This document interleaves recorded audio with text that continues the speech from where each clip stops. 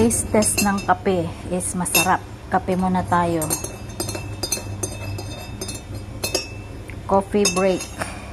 And ano ito? Ano to? Ay, ano nga to? Mooncake ba to? Mooncake? Ayoko ng cake. Ito na lang. Mooncake yata to. Ano? Mooncake nga. Kape muna tayo. Coffee break is 3. Oh, yan. Ang sarap. Ang harap ng mooncake. Ang pangalan ng mooncake na to?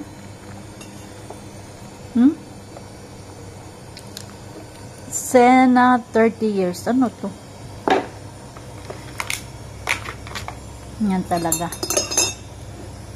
Basta pagkain, okay na.